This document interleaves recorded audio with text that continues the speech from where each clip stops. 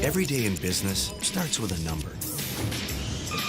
Output, productivity, efficiency, all measured in numbers, because data drives decisions. And if fire or water damage strikes, the numbers for your business can slow, or even stop. Unless you know this one, 1-800-SERVPRO, the number one choice in commercial cleanup and restoration.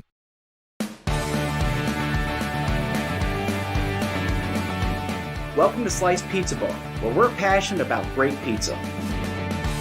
All of our food is made fresh daily using only the finest ingredients and techniques. Our chefs put their heart and soul into each pie, and we're sure you'll taste the difference. Located on both the Indian Rocks and Madeira beaches, chances are we're right around the corner for your next pizza night or dinner date. Come give us a try and experience the slice difference.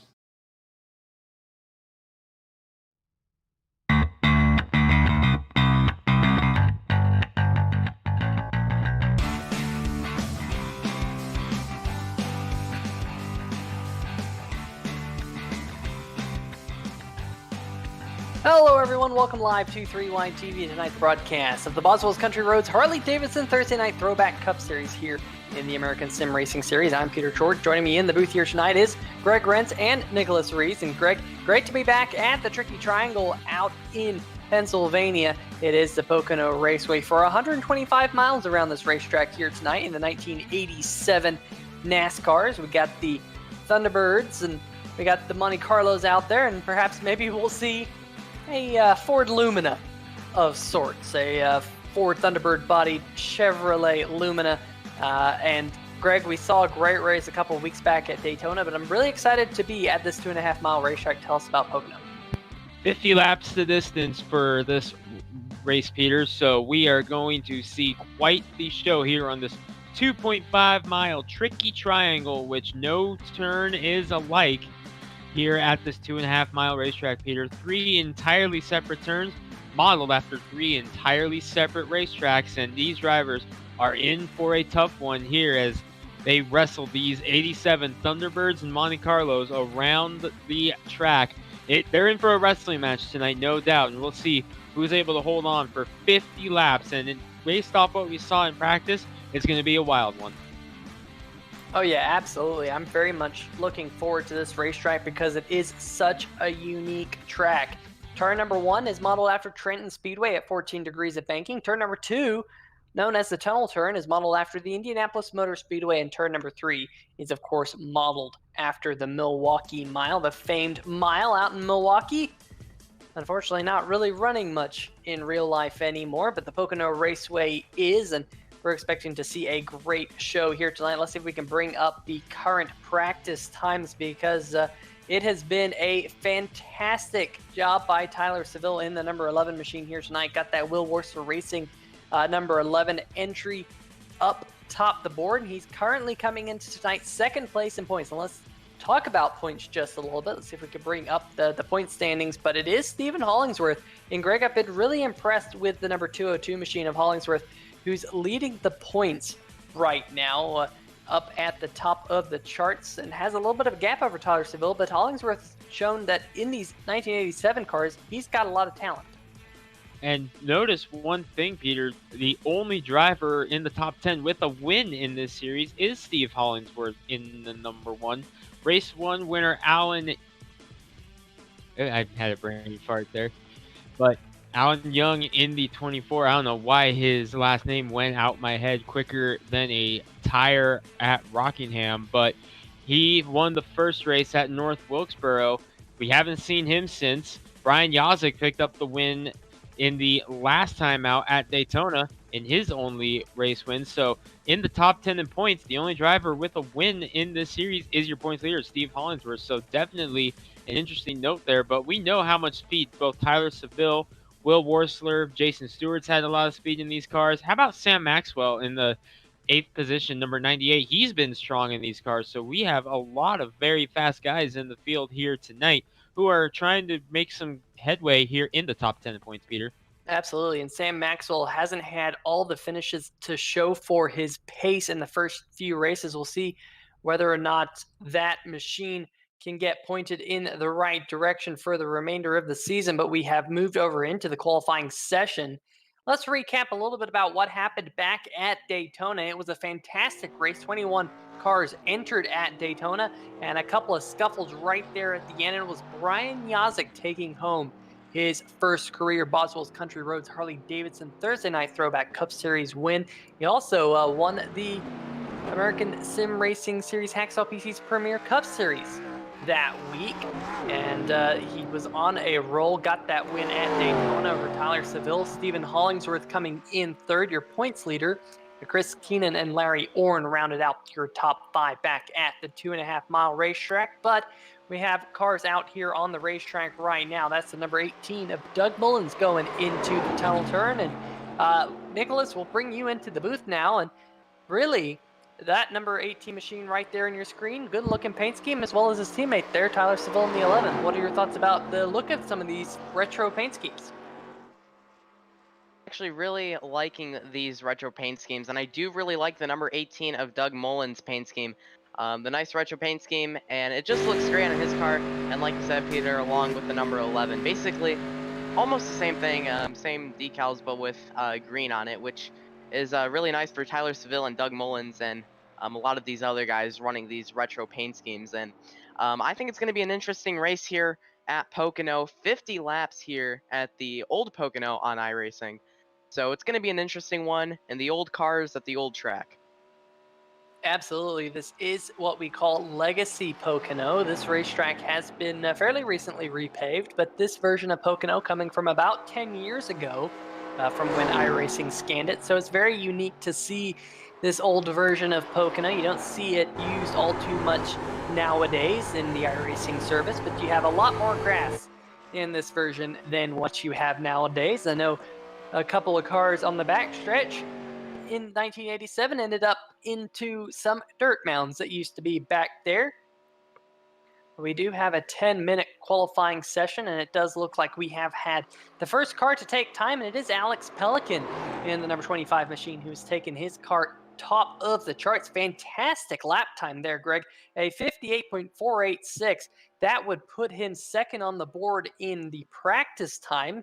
And the car that was fastest in practice, Tyler Seville, only sitting second on the board right now.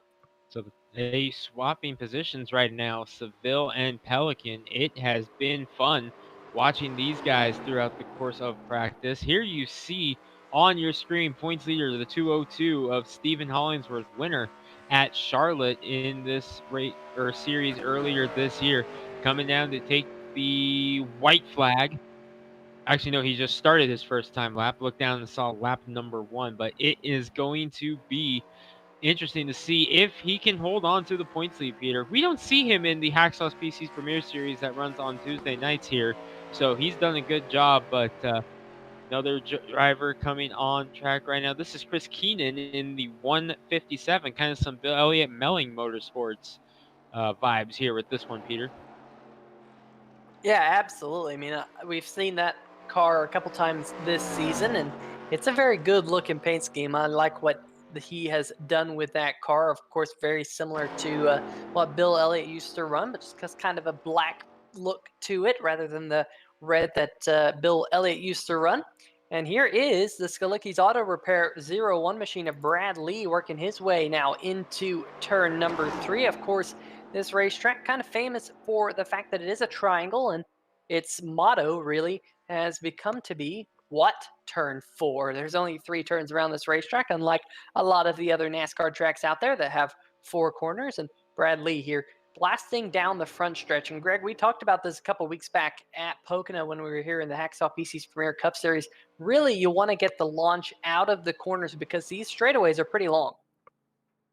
Oh, absolutely, Peter. The corner exit is just so important at this racetrack, and we've seen it time and time again. We saw it in the Premier Series race last week, the doubleheader here.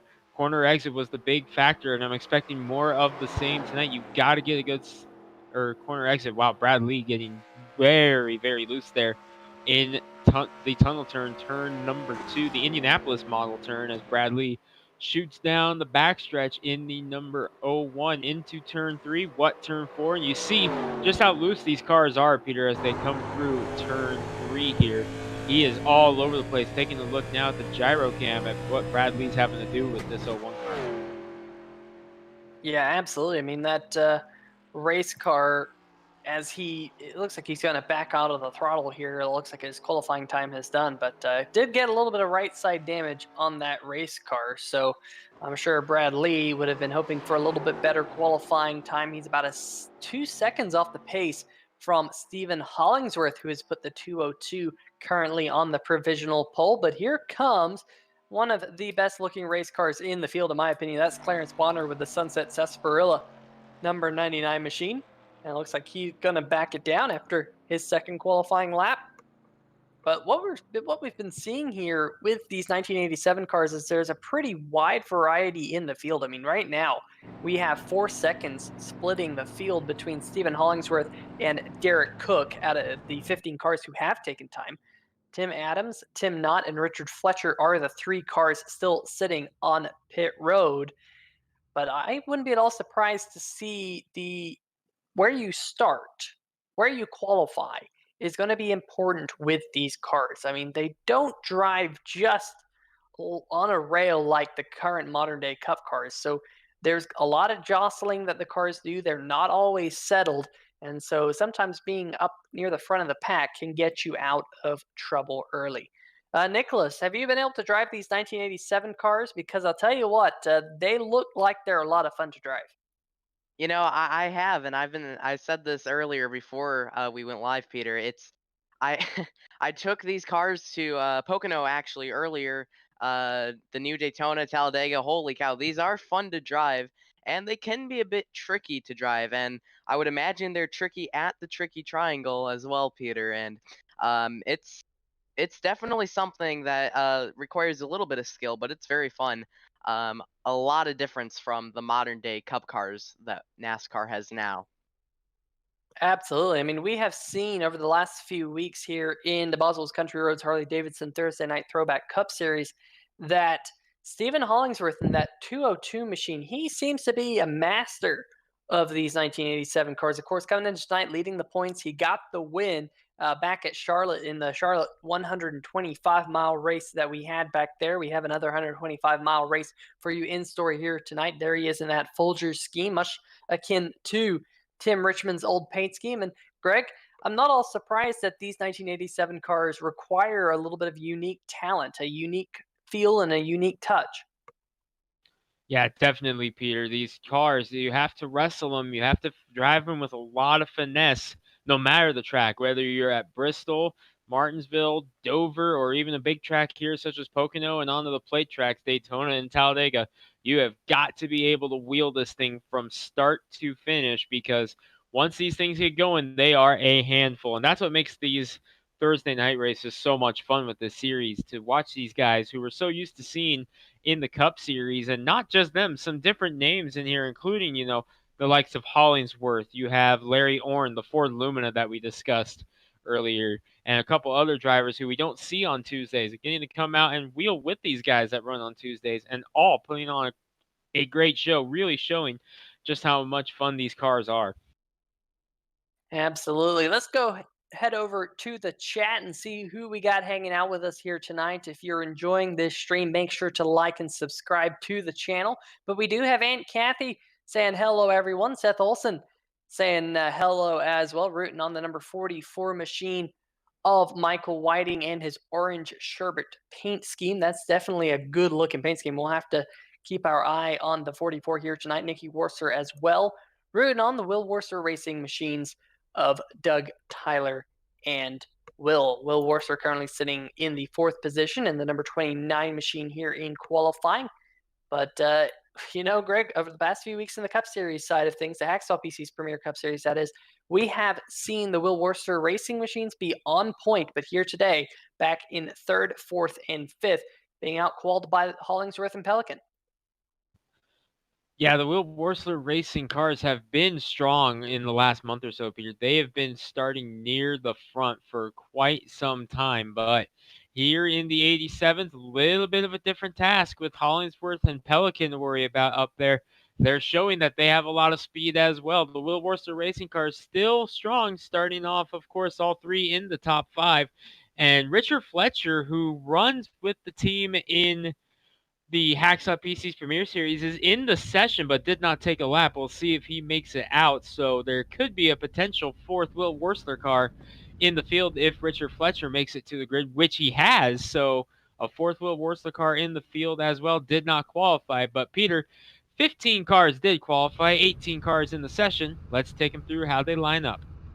And starting on the pole, that number 202 machine, we've been talking about him, your current points leader here in this series. That's Stephen Hollingsworth, and to his outside, the number 25 machine of Alex Pelican. Great start for Alex on the outside of row number 1. Row number 2, we got the number 11 machine of Tyler Seville, comes into tonight's second place in points in this series, just 15 markers back of Stephen Hollingsworth, and to his outside, the number 29 machine of Will Worcester, who hasn't made a start in every race so far this season, but you can't count out Will Worcester in these races. Doug Mullins will start on the inside of row number 3 with the number 1 machine of Jason Stewart to his outside. Remember that great run that Jason Stewart had back at Charlotte with these 87 cars a couple of weeks back. Row number 4 is the number 98 machine of Sam Maxwell. In the number 98 machine, got Hacksaw PCs on the hood of that race car, looking to try and get himself a good finish here tonight. To his outside is the Ford Lumina that I mentioned at the top of the show. That is a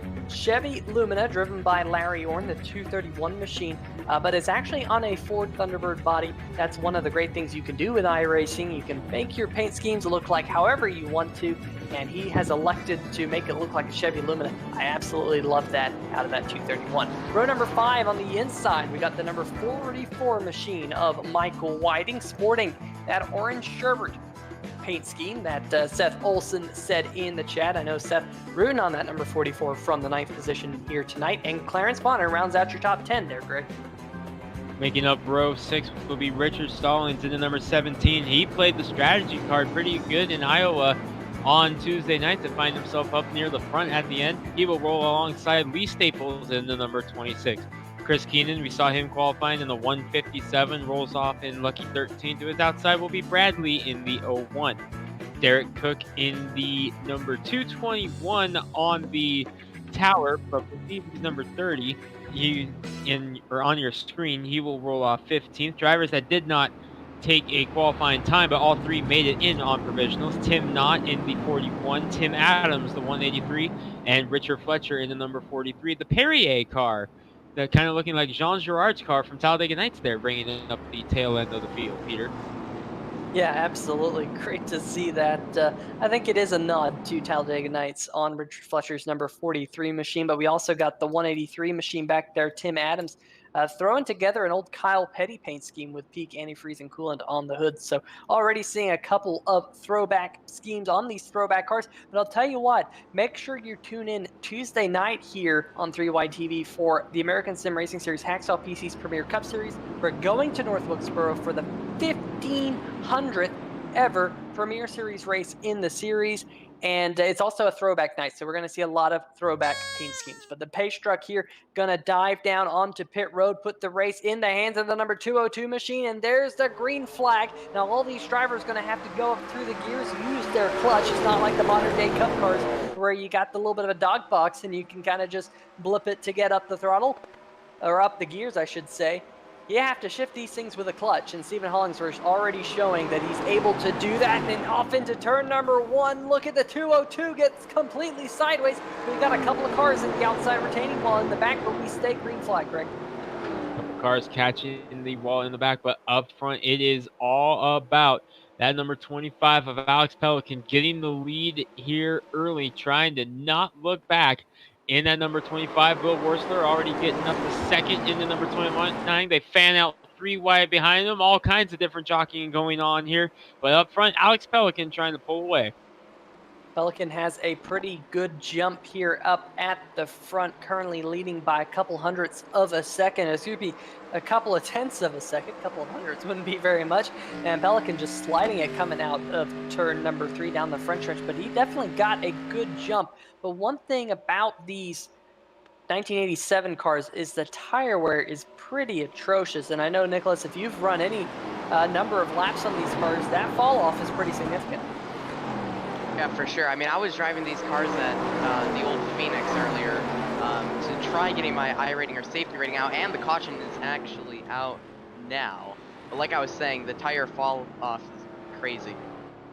Yeah, it was the 157 machine of Chris Keenan who appears to have had an issue in turn number 1, and all by himself up out of the groove. Looks like he just looped it around by himself. The good news is, looks like he was able to keep it out of the outside wall, so it doesn't look like there will be any damage on the 157 machine. We did see a couple of cars make contact with the outside wall in turn number 1 on lap number 1. We might be able to go back and get a replay of that. Here's an onboard with the 157 machine just going around. And Greg, that's pretty easy to do, especially when you're up out of the groove like that close to the wall. Yeah, with how these cars drive and how loose they are on entry, so easy to do. We saw it there, just a little bit of a slide out of the 157. Here we see from the chopper cam, yep, just gets out of the groove, and the car's already kicking loose, and it just comes around on him. He did a great job there to avoid contact with anybody. Outstanding piece of driving there from Chris Keenan in the 157. Unfortunately, he's going to be in the back of the field. There we see a car with damage in front of him. That might have been the other car that caught the wall. That was Richard Fletcher in the 43 with damage on the right front. So he was one of those cars that caught the wall. Yeah, getting reports that it was the 43 of Fletcher and the 01 machine of Brad Lee. Now we'll see if we can see it here on the replay of the start. There's the 01 in the wall, and there's the 43 making some pretty hefty contact with the wall in turn number 1. You see he kind of bounced off of it and was able to get around the 01 of Lee there, but definitely quite a bit of damage on those race cars, and I'm sure they're going to come down pit road to get as much of that damage repaired as possible. Now we do have tire limits here in this series. I do believe they have one fresh set of tires that they can come down and use at some point during this race, so we'll have to keep an eye on which drivers elect to do that and when. But Nicholas, so far, 1 lap under green, and then we got our first caution, but these cars are already looking like they're pretty difficult to drive. Oh yeah, for sure. Like I was saying, I mean, and as we see cars now going down pit road, and yeah, they are difficult to drive. I mean, I was running around by myself out in these cars at the old Pocono, and they're definitely tough to drive. I mean, the tricky cars at tricky triangle. How about that? I mean, it gets a little crazy when you're out there running, and like we just saw with the first caution, get out of the groove, just spin it around, no contact, but still spun it around. And it looks like the number 231 is taking tires as we see the sides go up. Now that's a bit surprising. I'm gonna have to go back and check the rule book and make sure that they do have a tire limit, but I do think they do, and that could put Larry Orn kind of in a hole for the rest of the race, especially if he has no more sets of tires on that race car. So we'll have to see how that pans out for the 231 Ford Lumina, the Ford-bodied Chevrolet. And I'll tell you what, Greg, that if he's in a hole and can't change tires for the rest of this race, this could be a long night for the 231. Yeah, definitely. I got a question in the call there to come in 4 tires this early, but he also has some damage on the right front, so he may have caught the wall as well. I'm watching him come off pit road right now. The right front of that car has also got some damage, so he may have been coming in to try to repair the damage on the 231 car and may have just forgot to uncheck the tires. And if that's the case, it could be a long day. We have a black flag on the caution to that man, the 43 of Richard Fletcher. Black flag here. Keep your eyes on the blue line. And yep, so what that means, keep your eyes on the blue cone there. If he comes up on track before the blue cone, you have to serve a pass-through penalty. That is the blend line. Even under caution, you have a blend line rule you have to follow. And unfortunately, Fletcher coming up a little bit too early there will have to serve a pass-through. Yeah, he will definitely have to go end of longest line, I do believe, with that black flag. But One thing is really interesting, and I'm not 100% sure how this is going to go down here tonight, but I just read through the race notes, and it says that they only have one extra set of tires. However, in the iRacing simulator, it also says that they have 3 tire set limits. So I'm not 100% sure whether it's 1 or whether it's 3, but iRacing is saying 3, and the American Sim Racing Series race notes only say 1. So we'll have to see how that is all called after the race and whether or not it's a 1 or 3, but I'm sure we'll find out as this race goes on. But the pace truck lights are off, so we're going to get set to go back to green flag racing here shortly. Make sure if you're joining us in the chat, you'll let us know. We got Seth Olson saying Mike was looking forward to tonight's race. Of course, Mike being driver of the number 44, Michael Whiting. He was looking forward to tonight's race after the postponement from last week. Although I think he wrecked the last few times I watched him race. Went to sleep early and he finished 7th on Tuesday. Yeah, good run for the 44 machine there at the end of Tuesday night's race here on 3Wide TV in the Hacksaw PC's Premier Cup Series. And Greg, very interesting race at Iowa earlier this week. We got to see a long green flag run there in the middle of the race, and hopefully we can get to see another green flag run right here. Yeah, we'll see, Peter. We saw some long green flag runs at Pocono, but a short run to start this one off. We'll see if we can get it going here on this one as the pace truck ducks off. Field in the hands of Will Worsler in the number 29. He's got Steve Hollingsworth to his outside, but 2 teammates in row number 2. Green flag is out. We're back underway. Yeah, good jump by the number 11 machine of Tyler Seville to stay right on the bumper of his teammate Will Worsler as they head off into turn number 1. Seville side by side with Stephen Hollingsworth into turn 1, and Hollingsworth once again wagging the tail out just a little bit. We saw that right at the start of the race. That's how he got shuffled back in positions, and whoa, look at that. That was Clarence Bonner just kissing the outside wall coming out of turn number 1, just where the safer barrier ends. That number 99 machine just really yawed out, trying to kick it sideways to gain some speed, and now he's to the inside of the 98, and there goes the 98 of Maxwell around hard contact. We stay green. No caution, and Maxwell stranded there in the grass, now inside the inside wall, and he is stuck, folks. I think he's finally able to dislodge the number 98 machine, but we definitely see the contact here on the replay. Tough break there, Nicholas, for the number 98.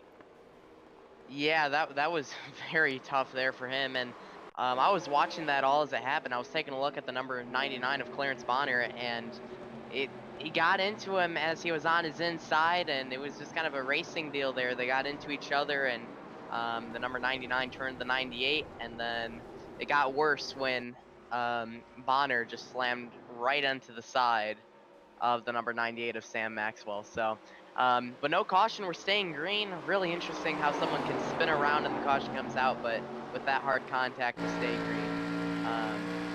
But yeah, some side-by-side action as it stops as the number 01 lets off a bit. That's the 01 of Brad Lee. Well, Nicholas, we almost had another accident in the tunnel turn. The 17 of Stallings got into the back of the number 1 machine of Jason Stewart. That's why those 2 race cars now have quite a bit of damage as up at the front. Battle for the race lead. The 202 of Hollingsworth to the inside of the number 29 machine of Will Worsler as they dive off into turn number 1. Remember, the 202 started on the pole, and now he's finally back to the lead, but Will Worsler trying to do the over-under and cut underneath the 202, unable to do so. New race leader, Stephen A. Hollingsworth there, Greg. Hollingsworth had a great job. He set that up for about a whole lap before he was finally able to make the pass as Worsler trying to size him up. The good news for Worsler is he's got 2 teammates behind him, Seville and Mullins. All 3 drivers have been very fast in the Hacksaw PC's Premier Series. Now here they are running 2, 3, 4 tonight in the third Throwback Series, but they all got to get around the points leader, the 202 of Stephen Hollingsworth, who does not run on the Hacksaw PC's Premier Series, does not have his license yet, but he has been very, very strong in the 87s. Yeah, absolutely. And what you can see from the screen is the top 4 cars have broken away from the 5th placed Alex Pelican in the number 25 machine. That contact between the number 98 and the 99 definitely broke up the field quite considerably.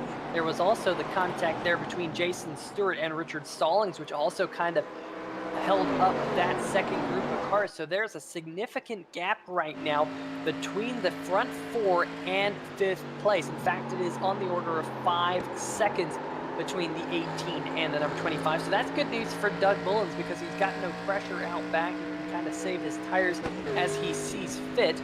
But it's going to be interesting to see here as look at Will Wursler diving to the inside of the 202 once again, trying to get the lead back there, Greg. We're seeing all kinds of it here right now. Will Wursler back to the inside of Hollingsworth who had a big slide on the 202 off of turn number 4. I believe Wursler led the lap. Yes, he did by just 2 100ths, and he's got his teammate Tyler Seville lined up behind him as it's a drag race into turn number 1. Wursler inside, Hollingsworth outside. Big slide out of them both. They're still side by side.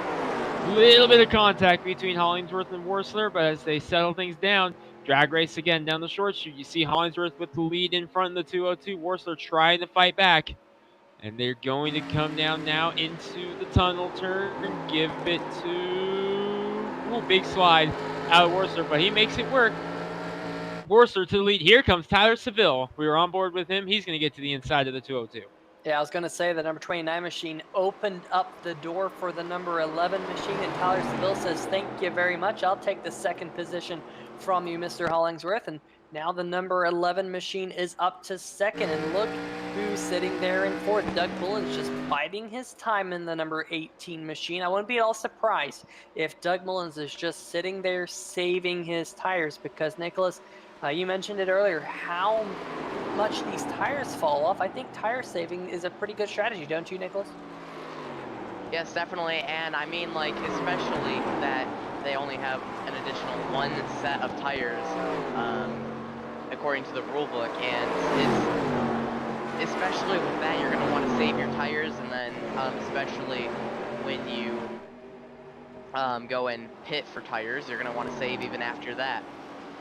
And watch this 3-wide TV replay. The number 17 of Richard Stallings, a huge slide in turn number 1. In fact, there were 3 wide there briefly. Bonner, Stewart, and Stallings. Stalling was able to gather it back up, but he has fallen down the order just a little bit as the 44 and the number 1 get a little bit racy in front of him. Whiting trying to go for the 7th position here coming out of turn number 3. Stallings sitting back there in 9th.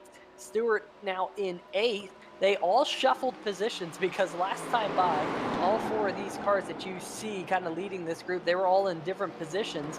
And now you're starting to see the 231 of Larry Bourne close in on this battle for the 6th position. But back up at the front 4 continue to pull away from the 5th place machine of Alex Pelican. Right on board with the 202 of Stephen Hollingsworth, right up on the roof cam.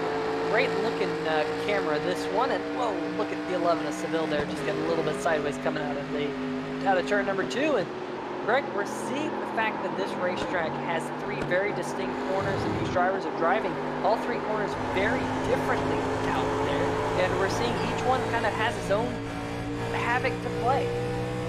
And it's making this an extremely entertaining race here in the early stages. These top 4 cars have broken away from the rest of the field. The 3 Will Wursler cars versus the points leader. And Wursler going high there as Seville going to peak low. Big slide out of Wursler, but Seville going to hold on. But it has been very, very fun. These drivers are shifting at this track.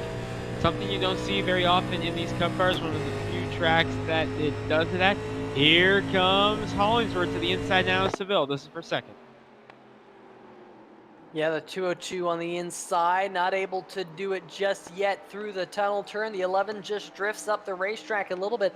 Really, out of all the corners, Greg, on this racetrack where you really want to hit your marks, to me, it is turn number 2. That is such a corner that is momentum-based. If you lose momentum coming out of turn number 2, it will absolutely kill your lap time. Of course, you want a good drive up off the corner as the 202 got one here, but now Seville racing back, trying to get around the 202 to hold on to that second spot. But I do believe that Hollingsworth has that preferred inside groove as they dive up into turn number 1. Give that second spot to the 202, at least for now.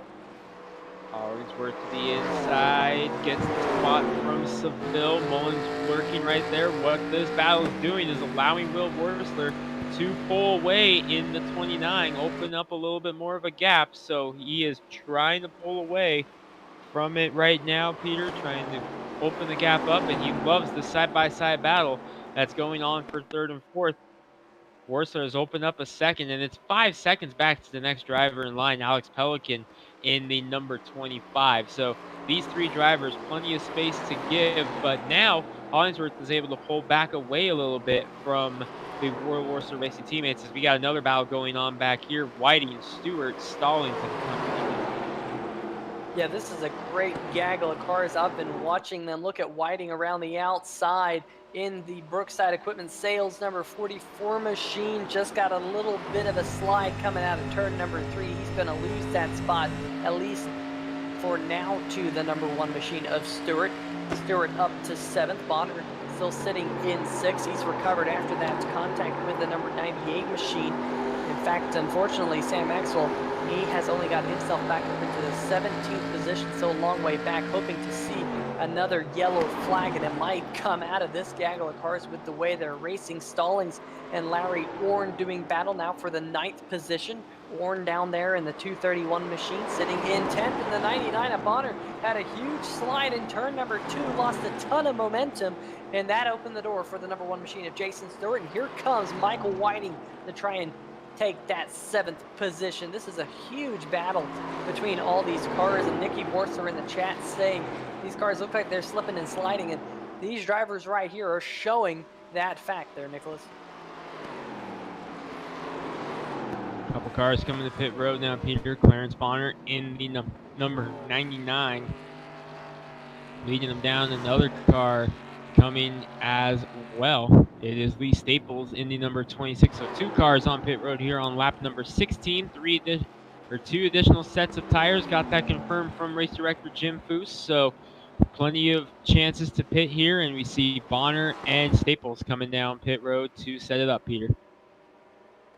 Yeah, absolutely. It definitely is going to be interesting to see. We're just now, of course, at the 1/3 race distance in tonight's race. The big question is going to be, these drivers are going to come down and take on an extra set of tires, as it looks like the 202's coming down pit road. Interesting call here out of Stephen Hollingsworth. Greg, I kind of expected to see them make it to the halfway mark. We have got confirmations, like you said, they have 2 additional sets on pit road, so they can come down pit road, get 4 fresh tires twice in this race, and we're seeing Hollingsworth thinking about doing, I guess, the 2-stop strategy. Do we think we're going to see some drivers try the 1-stop strategy? I'm thinking back to the race that we had at Charlotte, Greg, where we saw 2 tires on the number 1 machine of Jason Stewart and the number 98 of Sam Maxwell. Remember, they only took 2 tires in that entire race, and because the pit stop time is so much shorter with these old 1987 cars, when you take only 2 tires, it worked out significantly for them. So the big question is going to be, will we see 2 tires out of some of these race cars? As we just saw a little slide there out of the number 29 machine of Will Worsler. Great job, and that was someone else, I think, back there peeling off. It was the number 26 machine. I haven't really talked all too much about Lee Staples here tonight in the StepTire.com 26 car, but he is on pit road right now, and this might be a drive-through penalty because he's already been on pit road once. He's coming into his pit box. Not 100% sure if this is planned or not. Perhaps it is. He's taking tires, Greg. Maybe he. Oh, we got the number 30 machine as well around out there on the racetrack. That was, the 221. It's 30 on your screen, but 221 on the pylon. Derek Cook in that one. Let's see what happened here on the 3YTV replay. Going off, I believe, into the tunnel turn. Wow, look at the fresh tires of, I believe it was that Sam Maxwell who came up screaming on him. And just like that, bam. Round goes to 30 as check up. The old tires versus new tires there. Cook has made it back to pit road in the number 221/30, whichever you prefer, scoring pylon or on the screen. But one more look, that was on the gyro cam. He has made it back to pit road. But up front, still this man, Will Worsler in the number 29. But with the 202 coming down pit road, that opened the door for his teammates Tyler Seville and Doug Mullins to battle it out for second. Right now it's Seville with that position, but Doug Mullins is right there on his back bumper. The Will Borster teammates 1, 2, 3 right now. And the fourth driver of the team, Richard Fletcher, still hanging in the 12th position after serving his penalty early, but good outing again for Will Borster Racing here, Peter. Yeah, great job by Will Borster and the number 11 machine right behind him. That's Tyler Seville. Doug Mullins and the number 18 sitting in third. 1, 2, 3 for Will Borster Racing. I know that Nikki Worcester in the chat rooting all three of them on, as well as the number 43 machine of Richard Fletcher, currently sitting down in the 12th position in the Perrier machine. But we have this battle still continuing between Michael Whiting, Richard Stallings, and Larry Orn. Orn unable to get around the cars in front of him just yet in the GM Goodwrench Chevy Lumina, running right behind the number 17 machine. And Nicholas, we're finally starting to see a little bit of green flag running here. We got quite a few laps on these tires now. We see two different strategies look like playing out. Which one do you think is going to take home the checkered flag here tonight?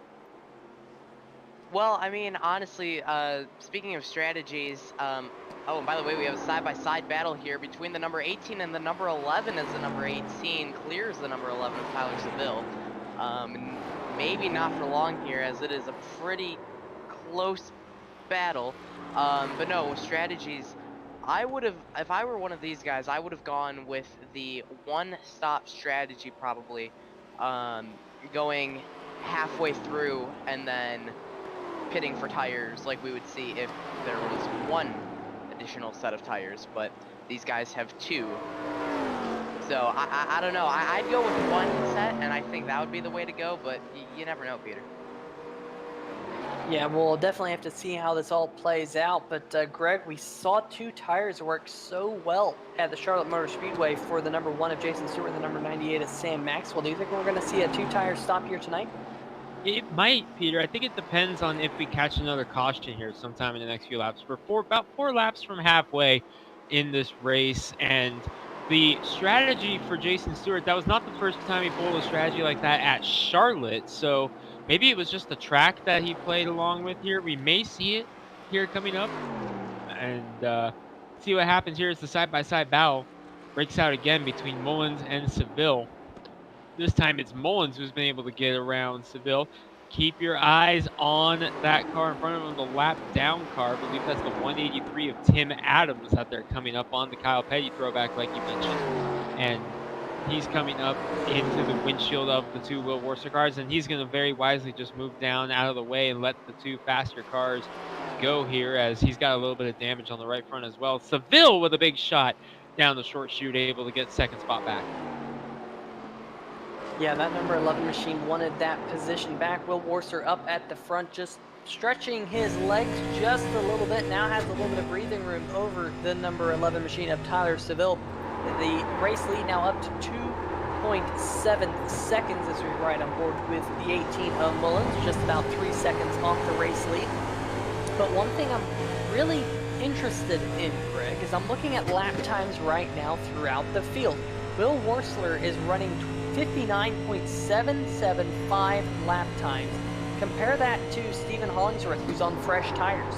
59.718 for Hollingsworth. So Hollingsworth, even though he's on fresher tires, he is not much faster than the 29 machine of Will Worcester. I mean, you would have to expect for a two-stop strategy to work, he would have to be a lot faster. So maybe he just decided to pit as soon as the window opened. Maybe he still is thinking a one-stop strategy, but knew that with about 25, 35 laps to go, somewhere in that window, he knew he could make it on fuel because he has been out there now for 6 laps. So he did. He pitted with 34 laps to go. Maybe he knew that the window was open at that point and just said, you know what, I'm going to come in, I'm going to get fresh tires sooner rather than later and see if I can get the undercut and get to the race lead and just kind of hold on from there. But I think the big question is going to be, will we see 2 tires or 4 tire pit stops here tonight? But Greg got some action here still between these 3 drivers. Michael Whiting still holding on to that 6th position right now. Michael White doing a great job. And then number 44 had a great run going at Iowa on Tuesday, following it up here at Pocono in the 6th position, 3 seconds back of one Jason Stewart. But here we go on board with Richard Stallings in the 17, has a bit of front end damage from some earlier incidents. He's trying to track down the Ford Lumina of Larry Orr, the 231, and boy, that is just so unique here, Peter. There's that Chevy Lumina on the Ford Thunderbird, something you just don't see except for here on iRacing. So unique, so much fun to watch. But meanwhile, checking back in, I believe we just saw the leader of Will Worcester coming down pit road, and he's bringing his teammates with him. All three Will Worcester racing cars in the top 3 coming down pit road. This is going to hand the lead back over to Alex Pelican into number 25. Worcester still led the lap, but Pelican has gotten the lead back since his Will Worcester racing cars. 1, 2, 3 coming to you.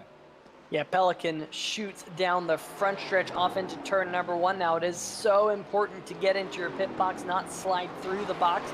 All 3 of these cars doing a fantastic job of getting them stopped on their marks, and you see all of them have their right sides up. The big question here is going to be 2 tires or 4 tires, and it's 2 tires! It's 2 tires, folks!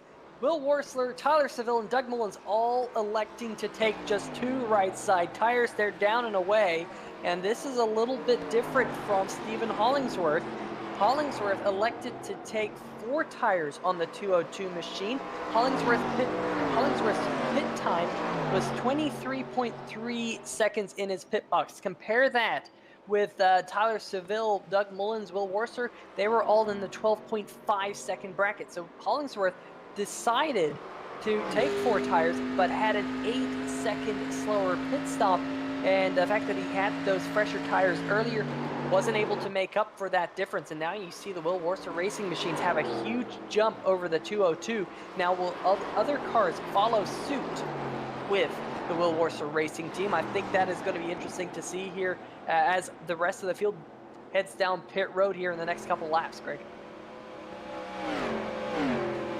Really be interesting here, Peter. Pelican still leading the way.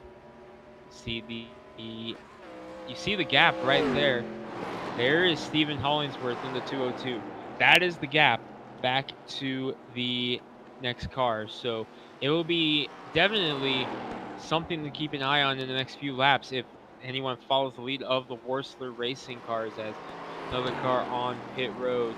I believe that was the 17 of Fletcher, perhaps? Or Stallings, the other Richard, that was on pit road. So we are seeing things unfold here very different than what we're used to seeing in the series, Peter, with these extra tires.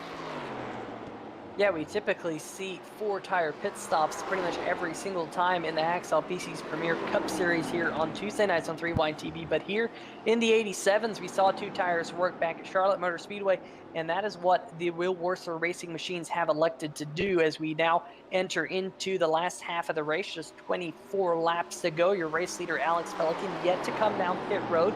It's a 6.3 second gap back to the number 1 of Jason Stewart, who currently resides in second. Michael White, another about 3 seconds back, with Larry Orr hot on his tail. Then it's a huge gap back to Brad Lee in the number 01 Skalicki's Auto Repair Service machine. But as I say that, he has just been passed by the number 29 machine of Will Worcester, who's got fresh right side tires. Brad Lee going up the racetrack, throwing some sparks out of the right side of that 01 machine. And here comes 18 of Doug Mullins. Might have had to check up a little bit in that race car to avoid Brad Lee, but gets around him smoothly. So that puts Will Worcester now up into the top 5 once again.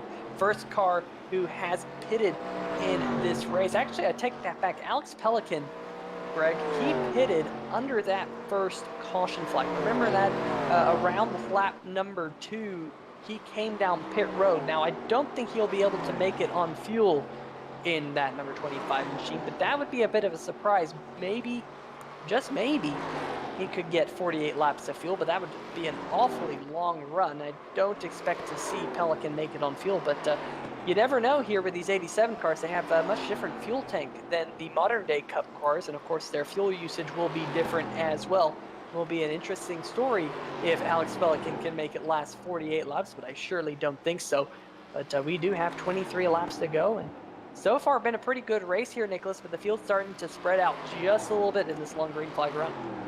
Yeah, and as I like to say, Peter, these cars are social distancing during this coronavirus pandemic. But, anyways, yeah, cars are social distancing. It's spread out a lot, and your race leader currently, Alex Pelican, who you said pit on lap 2 or around lap 2 under that first caution, and like you said, I don't think he'll have enough fuel to go all the way through. So probably expect him to make another pit stop at least for fuel.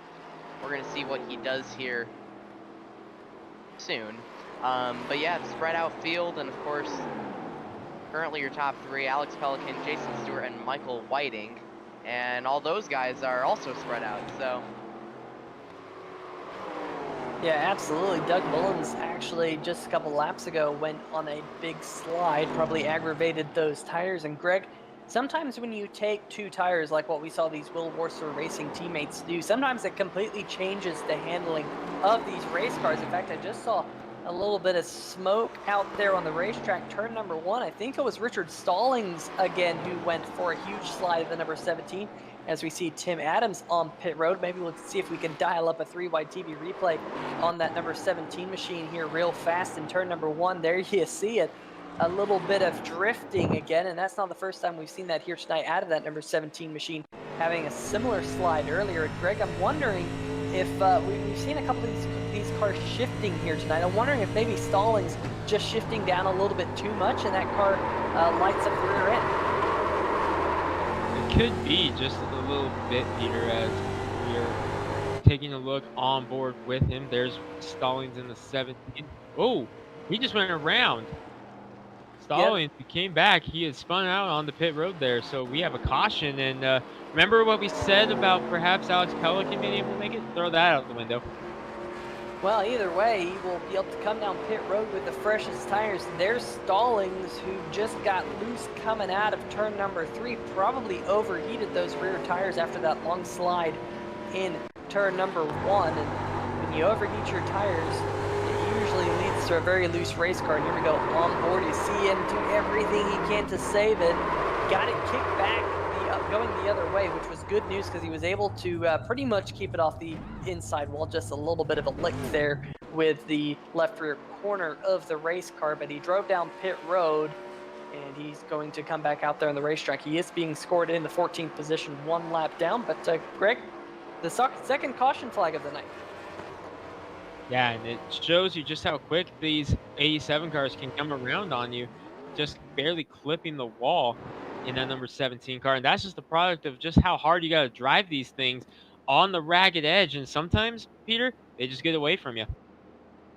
You know, I am very surprised to see the caution flag come out with that. Of course, the 17 was off the racing line. He was down by the pit wall. And I do know this version of Pocono is a pretty old iRacing track. And there's kind of an adage here in the iRacing service where the older the track is, the more difficult it is for a caution flag to come out. Think back to tracks like Atlanta Motor Speedway, who haven't been remodeled in the iRacing service in such a long time.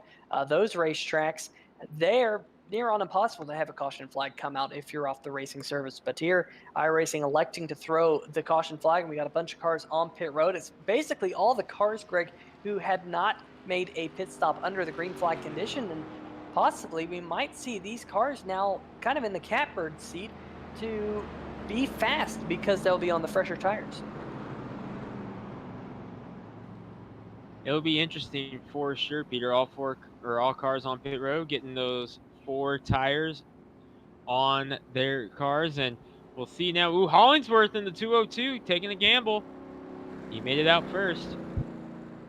Yeah, that 202 machine, remember, he has already been on pit road for tires once. So he's already used up 1 set of his tires. Now he's used up his second. So he is out of tires in that 202 machine. A couple of these other cars will still have a full set of Goodyear tires sitting on pit road. So we'll have to see how that plays out. Meanwhile, while we're under this caution flag, we're going to have a brief moment with a couple of words from our sponsor. We'll be right back here on 3Y TV.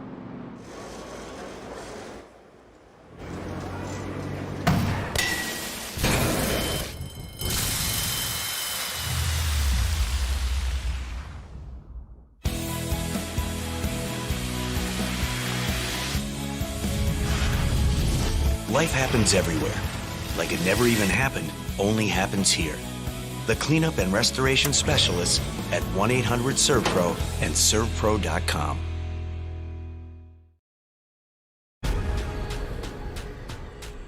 The most realistic online racing sim ever made. This is iRacing. Detailed laser scan tracks, fully dynamic real-world cars, and over 50 series to choose from.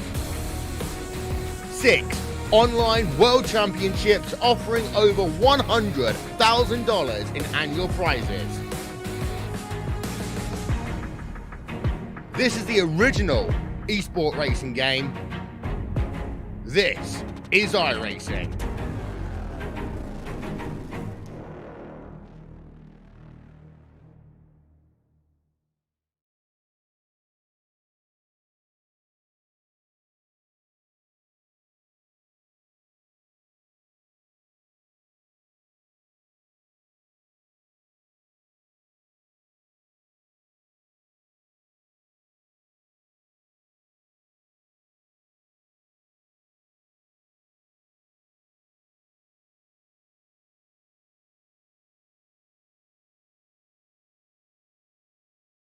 Experience the slice difference.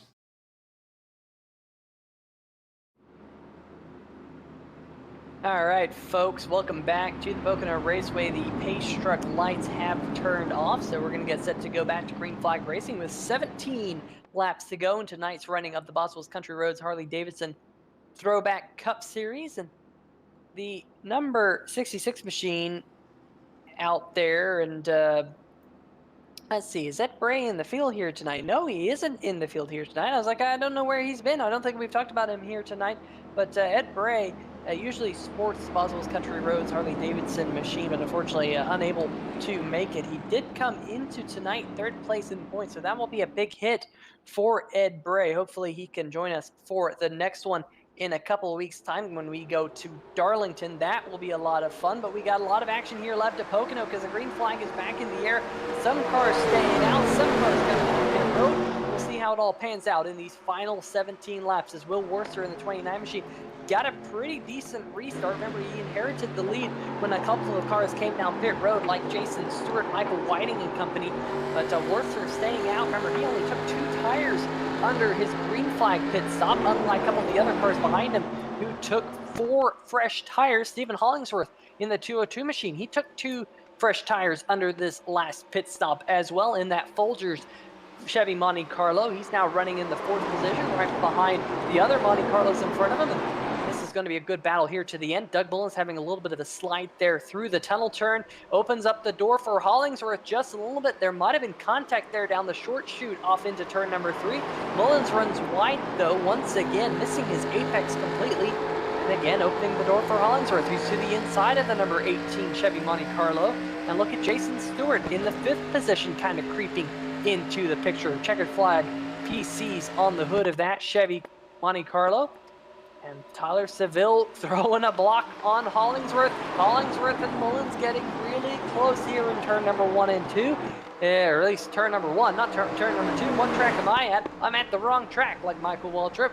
But the 202 machine of Hollingsworth now to the inside of the 11 machine. And Greg, so far, the 202 machine starting to use those fresh tires to his advantage.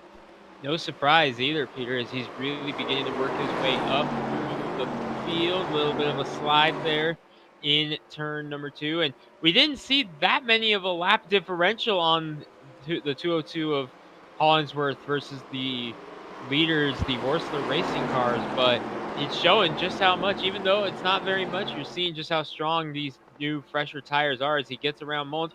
Oh, Pelican hard in the wall off of turn 3. Yeah, there's a lot of right side damage on that number 25 machine. We'll have to see if we can dial up a 3-wide TV replay of that impact with the outside retaining wall. It was definitely a very heavy hit. Hopefully Pelican can bounce back from that and get that car pointed in the right direction. And there you saw it, folks. Bounced almost all the way halfway down towards the inside wall there down the front stretch. Pelican sitting in the 6th position as of right now. Meanwhile, the number 1 machine of Jason Stewart has actually got around the 4th place machine of Doug Mullins. So the number 1 of Stewart starting to work his way forward. And Greg, we've seen this a couple times out of Stewart. He plays a slightly different strategy to the cars in front of him. Remember, he came down pit road. He got 4 fresh tires under this last caution flag, and he's starting to make use of it, moving in on the 202 of Hollingsworth.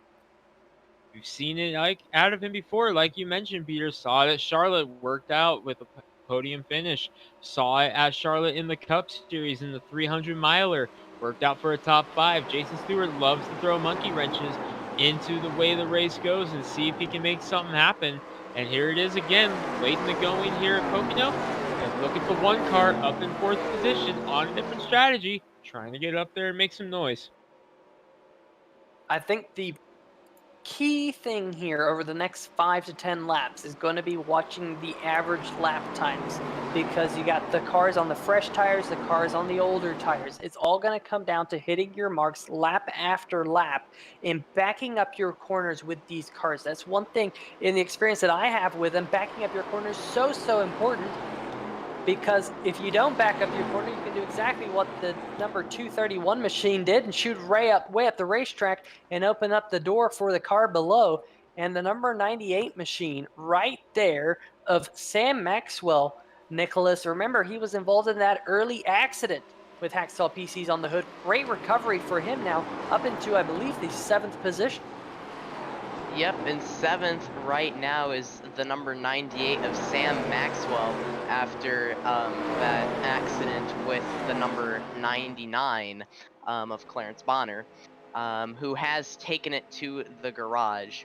But yeah, Sam Maxwell pretty much social distancing with everyone else other than the number 231 of Larry Orn, who is close to him, just behind him in 8th. But up near the front, of course, you have Jason Stewart chilling in 5th now as Doug Mullins got around him, trying to get to his Will Worsler teammates and the number 202 of Stephen Hollingsworth. Well, the great thing up at the front is the battle for the race lead hasn't quieted down since the beginning of this run. Will Worsler just holding on to a few tenths of a second lead over Tyler Seville, and he's got Hollingsworth all over his back bumper behind him. Meanwhile, there's a couple of tenths of a gap back to Doug Mullins and Alex Pelican, who has got around Jason Stewart. So Pelican now back up into the top 5. Remember, he just made that heavy contact with the outside wall coming out of turn number 3. So Pelican seems to have brushed that off, and now he's closing in on Doug Mullins for 4th position. But up towards the front, Hollingsworth, Seville, and Worsler. Greg, it just seems like they kind of accordion. They kind of spread apart, and then they come back together. And right now, the 202 all over the back bumper of the 11. Boy, when you say all over the bumper, you are not lying. He was on the bumper of Tyler Seville going through turn 3 there. Coming down the front stretch, Seville able to pull just a little bit ahead. Hollingsworth taking a peek inside, perhaps thinking a move in turn number 1 here. You see the cars dancing around as they reach the end of the stretch. Ooh, there you saw it. He's taking a move to the inside. Seville may have overshot the corner there. But love the way these cars look from this angle, Peter, as they shoot down the backstretch. And the open face helmet there on Tyler Seville, just another little neat thing about these cars. Oh yeah, absolutely. It really is a neat little feature that iRacing has added. And of course, you're going to be able to have your own driver avatar, so to speak, your own facial, own face on the car, your own face pattern. And it's going to be really cool to see that when iRacing eventually adds that here pretty soon. That feature, I believe, is slated to come out by the end of 2020. So hopefully we'll get to see drivers like Will Worsler and have his actual face right there in the driver's seat for these races here in the Boswell's Country Roads Harley Davidson Thursday Night Throwback Cup Series. But the side-by-side battle for the 2nd position is going on, and Hollingsworth just going to shoot around the outside of the number 11, trying to make it stick, and he's going to get a good run out of the corner using that high groove to keep that momentum up. But look at Will Worsler trying to give a little bit of a draft to his teammate Seville here down the backstretch. And all of a sudden, Worcester says, you know what, I might think better of that. He goes back up to the high groove to get the entry into turn number 2. Seville trying to pull through on the inside line and does. He will hold on to that second spot, at least for now. Meanwhile, behind them, side-by-side battle now for the 4th position brewing. A Pelican to the inside of Doug Mullins in the number 18 machine. Mullins using that high line. You see him sliding around in that Slice Perky Pints number 18 machine. Pelican, though, getting the bite on the inside groove. Almost cleared the number 18 coming out of the corner. But here comes the 18 right back. They're still side-by-side. This is some great action here at Pocono, Greg. Outstanding action here. Peter Pelican inside, backs out of it there as Mullins gets a good run into turn number 1, but back comes the 25 as Mullins took a little bit of a higher groove through turn 1 there. Jason Stewart kind of hanging back there in the catbird seat in case something happens. Pelican and Mullins side by side. We go on board with Doug Mullins, who's able to clear Pelican for the time being. They're coming up on the tunnel turn. Ooh, Mullins had a really good entry there, Peter, as he was able to get away from him. But back off the exit, here comes Pelican once again. Meanwhile, there it is up front. Battle for second, brewing again between Hollingsworth and Seville. Pelican got around Mullins there. Can he clear him? Yes! Pelican gets the spot. Is Mullins going to do the over-under, though? Can he cut underneath the number 25 machine? Mullins now has a run coming down the front stretch. He will dive to the inside of the number 25 right here. Battle for 4th and battle for 2nd as Hollingsworth has dove to the inside of the 11 machine. Hollingsworth pushes up the racetrack and almost contact between those two. Meanwhile, behind him, Mullins side by side with Pelican once again for that position, but this time rolls a reverse. Mullins on the inside, Pelican on the outside of the number 25, Nicholas. This is some great action here with now just 8 laps to go. As you mentioned, Peter, 8 laps to go. Alex Pelican gets out of the throttle just a little bit, and now Pelican could get a run here on Doug Mullins once again and repeat the same exact thing we've been seeing if he gets to his inside. Not enough in this corner. Well, maybe it is. Here comes Alex Pelican, the number 25, to go to the inside of Doug Mullins for another side-by-side battle. Goes behind him. Great action here for the closing laps of this race. And effectively what you're seeing is these drivers backing up their corners just a little bit. It opens up a door. From what I've driven of these cars, backing up the corner, which means kind of slowing down earlier, getting the car rotated and pointed down towards the apex, is so important, not only for saving your tires, but your speed up off the corner. But sometimes when you back up the corner just a little bit, you can open up the door for the car on the inside. And when those two cars get side by side, that is when you get some of this good battles. Mullins smacked the outside wall coming out of turn number 2 this time. Pelican not close enough to make a lunge underneath the number 18 machine. You do see Jason Stewart there lurking in the 6th position in the number 1 checker flag PC Chevrolet. And that's a big gap back to Sam Maxwell, who's still sitting in the 7th position. You see him right there. Larry Orn rides in 8th, and there's a pretty good battle back there for the 8th position because Michael Whiting closing in just a little bit on Larry Orn. Then it's a huge gap back to Tim Knott and Brad Lee running 10th and 11th spot. There you see the GM Goodwrench Service number 41 machine of Tim Knott, followed by the 01 machine. But back up at the front, it is this battle for second that we continue to watch. And a little bit of a nudge there into the corner. Seville into the outside wall just a little bit. He saves it. But there might have been a little bit of contact there, Greg, between the 202 and the 11. And if there wasn't, the 11 kind of had an unforced error there by smacking the wall. We'll have to see this from the helicopter cam. A look on the 3x TV replay. You see the run Hollingsworth gets, and a little bit of a shot gives you that boost. And Seville just had a little speed there in the corner. Great job by Seville to hang on to it. But you know who that worked out great for? Race leader Will Borsler. Yeah, Borsler. Yep, go ahead, Nicholas. Yeah, I was taking a look there as it was happening. I saw the number 202 of Hollingsworth help the number 11 of Seville get into the outside wall. But as we've mentioned, Peter and Greg, I mean, Tyler Seville did a great job of saving it from getting worse. And like you said, Will Worsler now just even further up in front of the rest of these cars, but Tyler Seville trying to make an effort to get closer to him.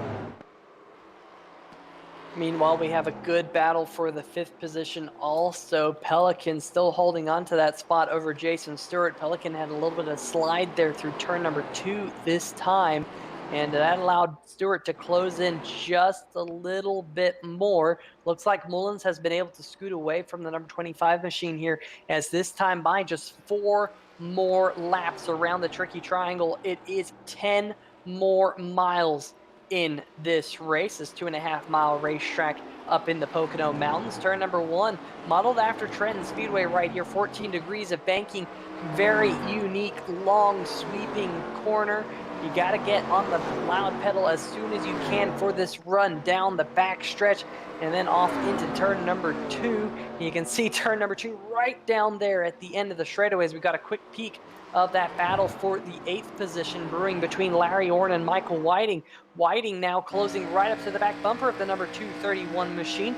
It's going to be a good battle here through turn number 2 between the 231 and the 44. Let's see if we can get a quick shot. There you see it. Whiting to the inside of Larry Orn. This is for 8th as they go off into turn number 3, Greg.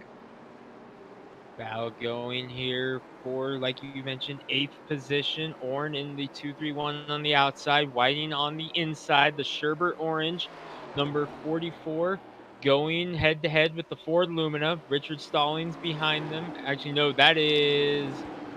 no, that was another car who's a lap down behind them. The next car for position, that was Richard Stallings, but the next car for position is 10 seconds back. Tim Knott in the 41, way back there. Checking back in, up in the 2nd position.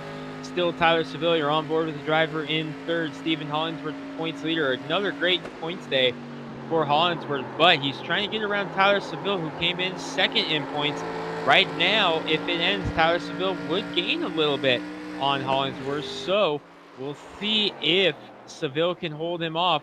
That's your battle for 2nd on the track and your top 2 in points right now. Meanwhile, up front, Will Worsler is coming to 2 to go here in the number 29. It has been a very strong outing for the car owner of Will Worsler Racing. 2 to go, 5 miles left.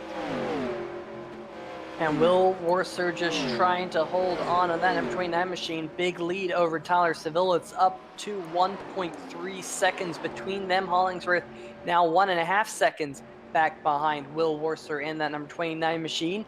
And looks like behind them, we're actually starting to see a battle for the 6th position starting to brew. Sam Maxwell in the number 98 machine is making a late race charge to the back bumper of Alex Pelican. We'll have to see whether or not he can get there in time, as the 202 machine having a look underneath the 11 machine of Seville.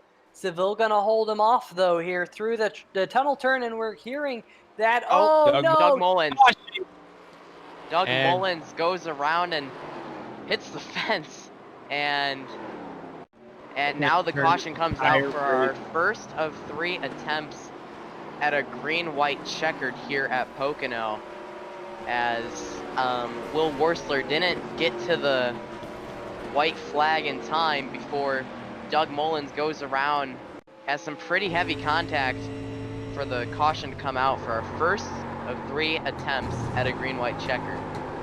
It's going to turn the entire race on its lid, Peter. Yeah, absolutely. This is the one thing Will Worsler did not want to see. He did not want to see another yellow flag here, especially with one coming to the white flag. Now the big question is going to be to pit or not to pit. That is the question. And you see Doug Mullins there. This is one thing that a lot of people have been talking about in the iRacing service. When he made contact with the outside wall, that race car just kind of hopped up in the air. It was all of a sudden shot back down the racetrack. And a lot of people have said that these current 1987 cars, they have that tendency when you clip the wall. It's not like the car's got any give. It just kind of hops up into the air. We've seen it happen to Sam Maxwell twice this season. We saw it happen back in the opener at North Wilkesboro and at Daytona 3 weeks ago in the Firecracker 125. And again, here striking with Doug Mullins, who's dropped back to the 10th position. But, Greg, to pit or not to pit, who's going to come down pit road here? Tough call. Oh, maybe. I think Eric's going to swerve. No, some of the drivers being led down by Jason Stewart in the 1. He is the first car to come down pit road. So fourth up stayed out. Fifth on back came in. Yeah, and it looks like Larry Orn in the 231 has also elected to stay out in the racetrack. So he is the 5th place machine. So top 5 have elected to stay out. And it does look like maybe 6th position on back, although Richard Fletcher also elected to stay out in the 43 machine. So he will move up into the 6th position. We'll have to let iRacing live timing and scoring settle out. But Jason Stewart in the 1 car, I'm getting word, was the first car off pit road with a 2-tire stop with that checkered flag PC's machine. He will restart on the inside of row number 4. And how many times have we seen that number 1 machine make a slightly different call and get a good finish out of it? We're going to have to see how this is going to pan out. There you see the 44 also coming off pit road. Now, this is going to be an interesting setup for the finish. In fact, let's see if we can talk to the current race leader himself, Mr. Will Warser. Will Warser, Peter Short in the 3Y TV booth. You got a copy? Hey, Peter. Yes, sir, I do. Well, you were steadfast to staying out there on the racetrack. It looked like the whole field behind you at least thought about coming down pit road, but you said, nope, I'm not even going to show them coming down pit road. What was going through your mind at that point? That I hope enough cars stay out and we only have to do 1 green, white checker. That's about it. Well, I'll tell you what, you've been very, very fast tonight. You've led a whole bunch of laps in that number 29 machine. Definitely been really fun to see these cars get around this racetrack. How are these cars on old tires? Honestly, to me, they're easier to drive on old tires. That's pretty much why I decided to stay out on the caution. It was around like 30-ish. I think I had like 6-lap old tires at that time, and they had just came in and was feeling more stable. Whereas the new tires may be faster, but they're not as predictable. So really easy to get loosey-goosey, things like that. So I feel better on old tires, but I don't know how this is going to go with a bunch of guys having brand new shoes and us up here with 25 laps on them. So I guess we're about to find out. We are about to find out. We'll let you get back to it. Pace truck lights are off. Best of luck, Will. Appreciate it, Peter. Thank you, sir. All right, well, that was Will Warser, your current race leader in the number 29 machine, and he will restart this race here in just a lap as the race leader. Got Tyler Seville to his outside, Stephen Hollingsworth in the 202, your points leader sitting in the 3rd position. What about Sam Maxwell, guys? Sam having that early race scuffle there with the number 99 machine, and now he's inside the top 5. Can he hold on to that for what would be a very impressive recovery here tonight? Larry Orn in the 231 elected to stay out. Richard Fletcher in the 43 as well. Fletcher made contact with the outside wall in turn number 1 at the start of the race. But then you got a whole bunch of cars, like the 29 said, on new shoes. The number 1 machine of Jason Stewart, Alexander Pelican, Tim Knott, Michael Whiting, Brad Lee, and company. So, guys, let's take our picks. Greg, you got a pick? Taking Will Warser. I think he's going to be able to hold him off. That 29 has been strong all day, and too many cars between him and the cars with fresh tires. I think the 29 is taking it. Nicholas, who you got? I think it's going to be the number 29 of Will Worsler. As Greg said, he's been holding on all day, and I know he's got what it takes. So, anyways, we are now taking a look at Sam Maxwell's on board here. And like I said, 29's my pick, but anyways, on board with Sam Maxwell here. Green flag back in the air. Sam Maxwell watching the battle out front for the 2nd position. The 202 of Hollingsworth to the inside of Seville. Seville holding that outside group. Contact! And the 11 machine is around. And just like that, caution flag back in the air. 44, Michael Whiting getting involved near the back of the pack. Same thing with Doug Mullins. We will have another green-white checker here at Pocono Raceway. Let's see what happened here on the 3Y TV replay there, Greg. Coming down into turn number 1, Hollingsworth inside, Seville outside. And a little bit of technical difficulties there, so we'll get another look at it here as went the wrong way. Here we go. Hollingsworth and Seville side by side going into turn number 1. You'll see they're spaced out there going into the turn. And yeah, just, I don't know, Peter. Yeah, that's a tough one to call. You have 2 laps to go. The 11 machine's trying to come down the racetrack to pinch the 202 down, but the 202 looks like his front end came out from underneath him, washed up the racetrack just a little bit. Might have hit some bumps down there on the bottom side of the racetrack, but that is 2 cars ending up on the same spot on the racetrack. And unfortunately for the 11 machine, Tyler Seville comes into tonight's second place in points. Got the bad end of that stick. Stephen Hollingsworth comes into tonight as your points leader.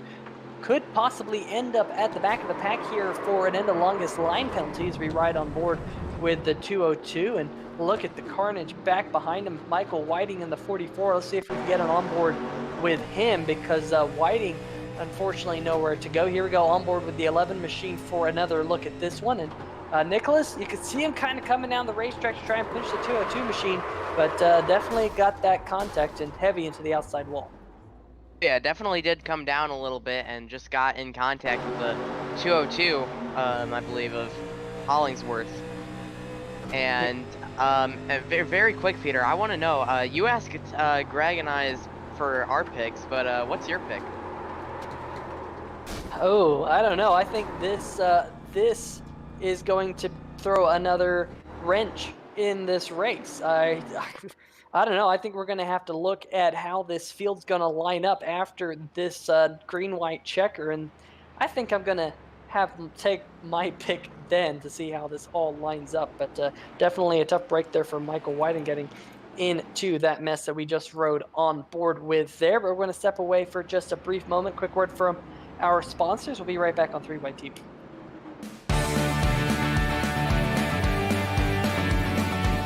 Welcome to Sliced Pizza Bar, where we're passionate about great pizza. All of our food is made fresh daily using only the finest ingredients and techniques. Our chefs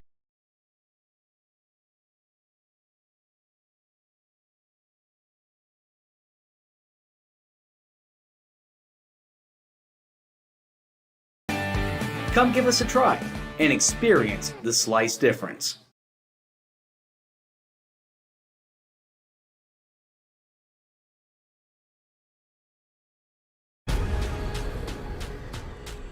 The most realistic online racing sim ever made.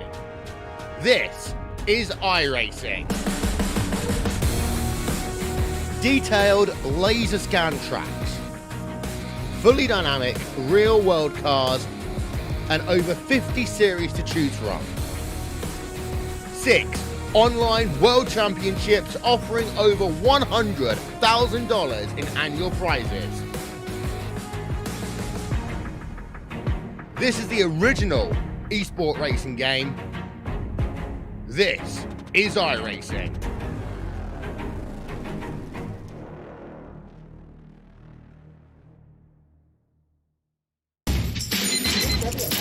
Every day in business starts with a number. Output, productivity, efficiency, all measured in numbers, because data drives decisions.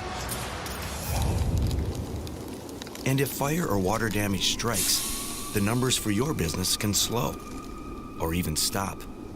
Unless you know this one, 1-800-SERVPRO, the #1 choice in commercial cleanup and restoration.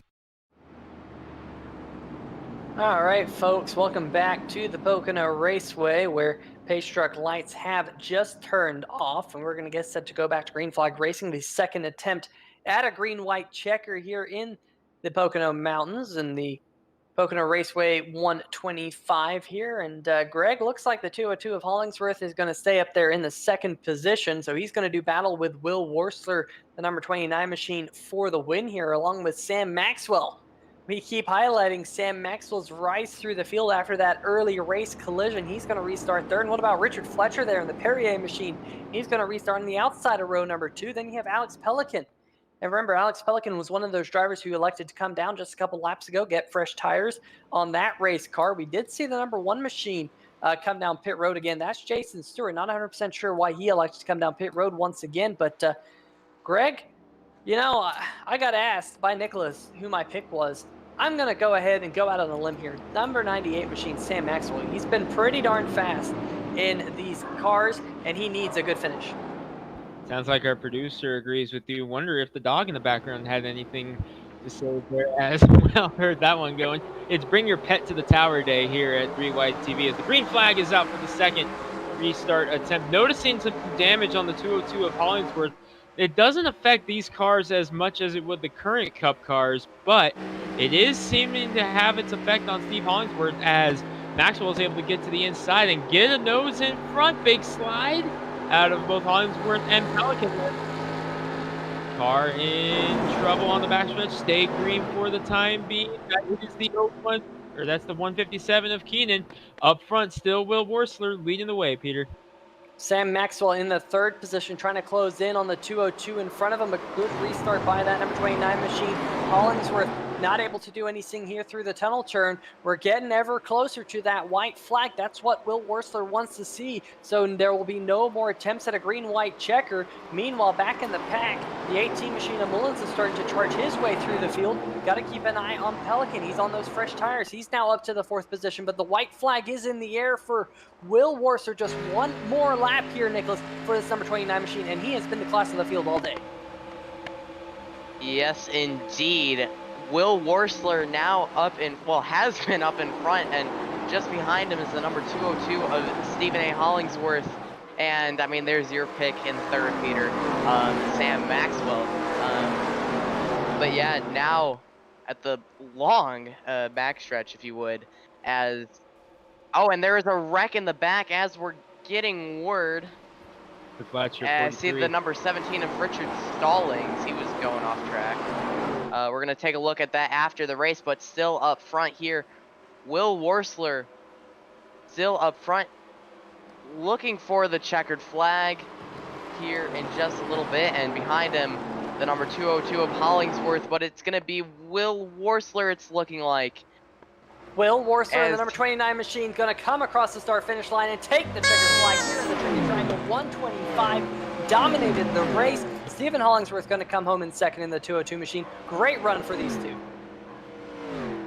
That was a great finish there as Will Worsler got it done and is your race winner. And just behind him, finishing in second, Hollingsworth, and third, Sam Maxwell. That's your pick, Peter Maxwell, so didn't look like it went too well for you. The boss man did it. He got it done here. Race number 4, the Boswell's Country Roads Harley Davidson's T.N.T series goes to Will Worsler, the boss man at Will Worsler Racing, getting it done. His first win in the 87 car here on 3 Wide TV. And that's a big one, Peter, because Will Worsler Racing has been so strong so many times in the Cup Series. Just hasn't been able to break through since Seville's win at Michigan. But they get it done here in the Thursday night series tonight. Yeah, and that is, like you said, Will Worsler's first win in that number 29 machine. Came into tonight 6th place in points, trying to close in on T.N.T. Looks like he will jump ahead of the number 41 machine on points, possibly even past Ed Bray, Jason Stewart. Of course, Ed Bray not in the field here tonight. Tyler Seville in the number 11 machine up there. I don't know. Will Worsler might jump up into second place in points here tonight with this win. Great job by that number 29 machine, joined by his teammates here on the front stretch, burning it down. There was some action in the back of the pack during that brief green flag run. A couple of cars run into trouble, including Chris Keenan and Richard Fletcher. We'll see if we can get a quick replay of them here in just a little bit. After the commercials, as well as the interviews with your top 3 finishers here tonight. I'm really curious to know how Sam Maxwell is going to tell us his night went. He's always a good storyteller. But as Will Worsler continues to celebrate here on the front stretch, we're going to step away for just a brief moment, and we'll be right back here on 3 Wide TV.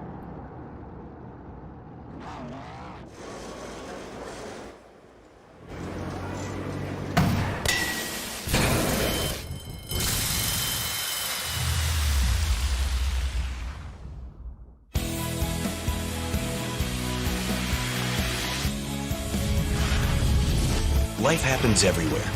Like it never even happened, only happens here. the cleanup and restoration specialists at 1-800-SERVPRO and servpro.com.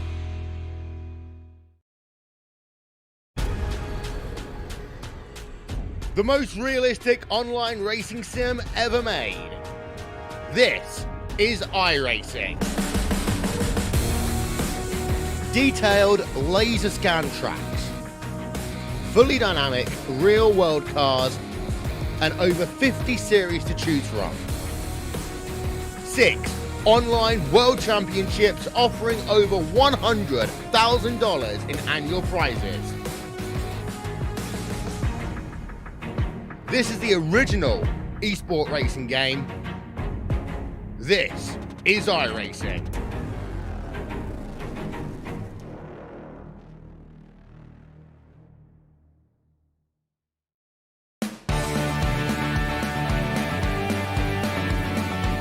Welcome to Sliced Pizza Bar, where we're passionate about great pizza.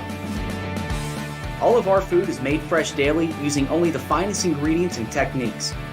Our chefs put their heart and soul into each pie, and we're sure you'll taste the difference. Located on both Indian Rocks and Madeira beaches, chances are we're right around the corner for your next pizza night or dinner date. Come give us a try and experience the slice difference.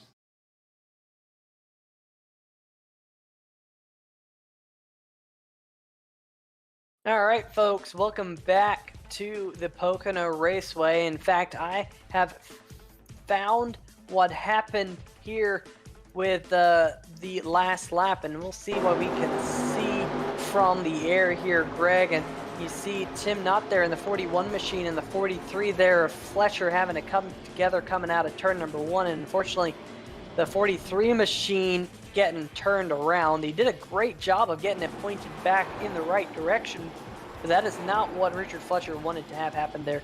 He restarted up there inside the top 5, and you see this contact here again, pretty heavy contact with the outside wall. Got a little bit of air underneath that 43 machine as well. So a tough break there for Richard Fletcher. He will be scored with a 13th place finish here tonight at Pocono. But Greg, let's see if we can see what happened here from the onboard.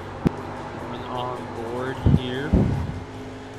I believe this is on board with Fletcher. Yes, it is. Just, you see right there, just snaps around him. He's very lucky that he didn't wind up on his lid there, Peter, because he was going over, and these 1987 cars, we call it the blowover. It's very possible to do, especially on these big tracks like Pocono, where we're at tonight. It's possible that you do have the blowover, so Fletcher very lucky that that's all that happened to him there.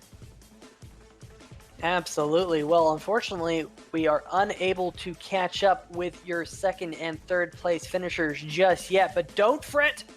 We do have your race winner. That is the number 29 machine of Will Warser. And Will, man, you led a lot of this race here tonight at Pocono. In fact, probably over 40 laps. A slightly different strategy to the 202 machine of Stephen Hollingsworth. We saw him head down pit road early in the run, around lap number 15 or so.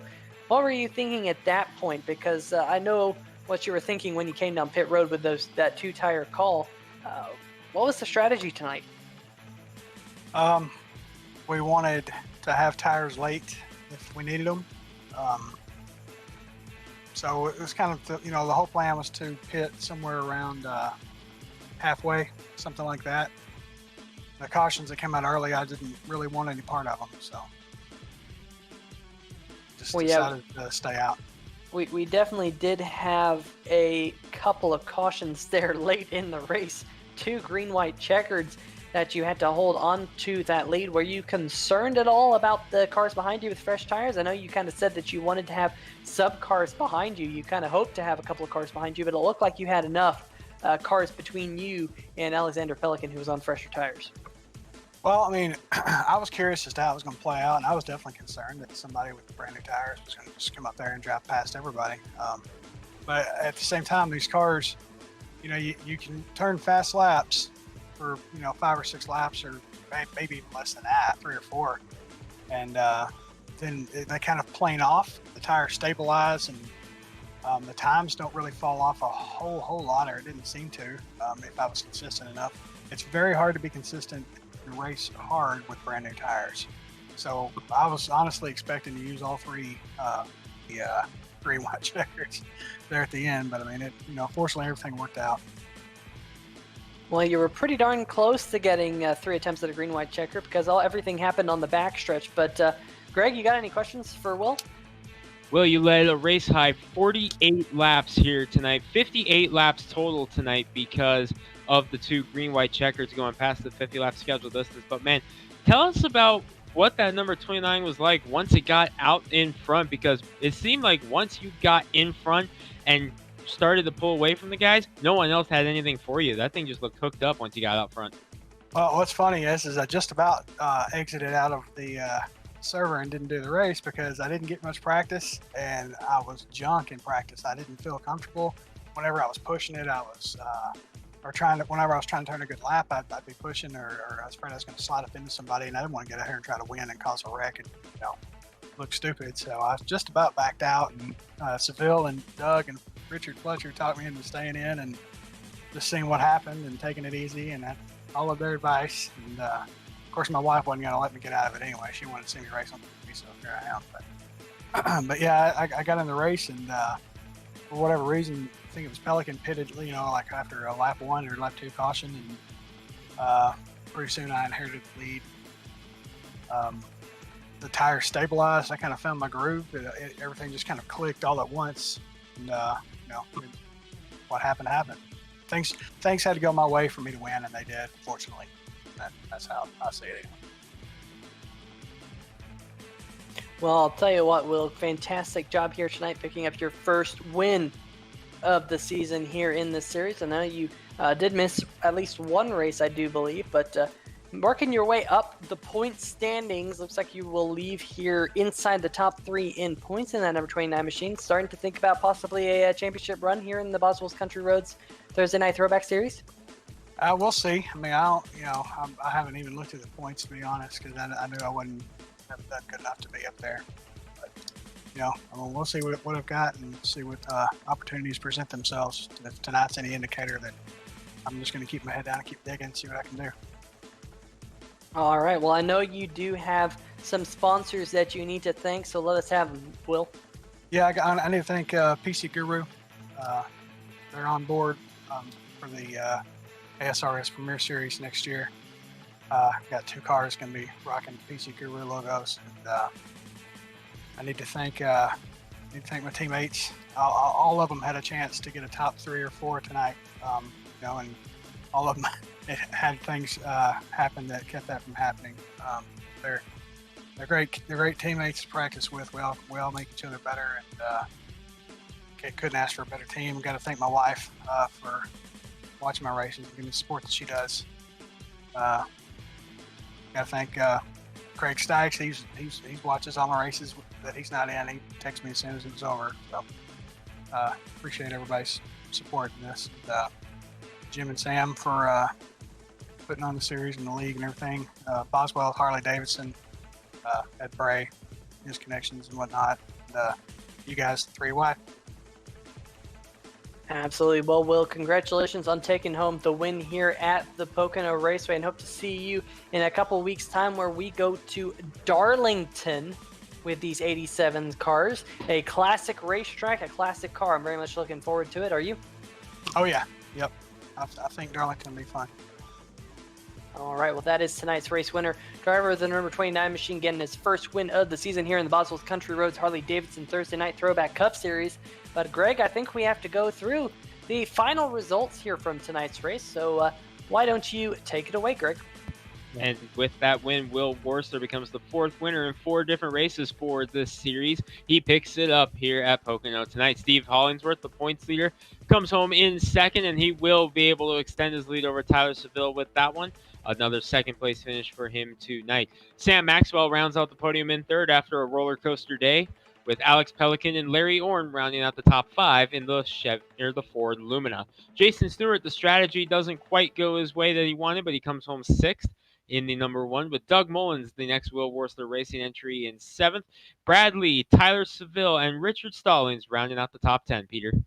The 11th place goes to the number 41 of T.N.T. Very quiet night for the number 41 machine in the GM Goodwrench Service Plus race car, but 11th place goes to him. Michael Whiting in the number 12 machine. He had some bad luck towards the end of the race. Tough break for the number 44 Brookside Equipment sales machine. Richard Fletcher, Perrier on the hood. He comes home in 13th. Chris Keenan in the 157 machine back in 14th. Derek Cook down in 15th position. He was the first car not to finish here tonight. Tim Adams finishes in 16th, 16 laps down. Lee Staples and Clarence Bonner round out your 18 car field. And you can see right down there, just like you said a little bit earlier, Greg, 48 laps led by Will Worcester here tonight. Very much a dominant performance by him. Definitely found his groove once he got into the race. I'm sure he's glad he did. But here for the Boswell Country Roads Harley Davidson Thursday Night Throwback Cup Series, next race is in a couple weeks' time when we go to Darlington Raceway. Should be a super fun race. The old Darlington Raceway. We're going to see a lot of these cars get their Darlington stripe as they deserve. Also, make sure you join us on Tuesday night. It's a big one Tuesday night here for the American Sim Racing Series as the Hacksaw PC's Premier Cup Series has their 1,500th event. That's 1,500 races in the books on Tuesday night for the American Sim Racing Series. And it's super awesome. And it's also going to be a throwback event with the modern day cup cars. We're going to see lots of throwback paint schemes.